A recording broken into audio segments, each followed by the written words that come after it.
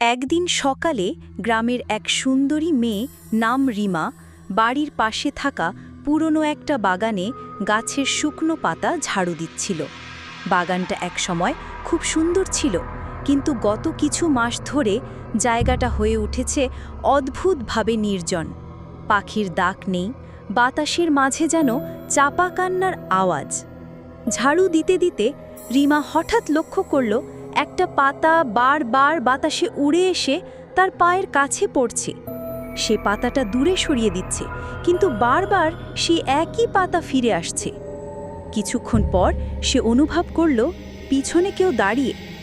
ধীরে ধীরে সে ঘাড় ঘুরিয়ে দেখল এক লম্বা ছায়ামূর্তি। মুখ নেই, চোখ নেই, কেবল এক সাদা কালো মুখোশের মতো কিছু। ঠান্ডা কণ্ঠে বলল, এই বাগানটা আমার, তুমি কেন এসেছ?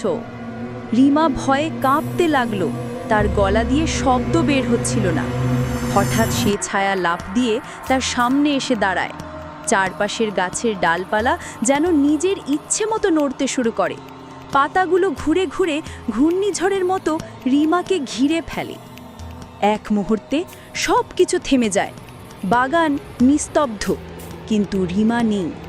লোকজন বলে এখনও সন্ধ্যা নামার পরে সেই বাগানে কেউ গেলে পাতার মধ্যে থেকে একটা মেয়ের কান্নার শব্দ ভেসে আসে।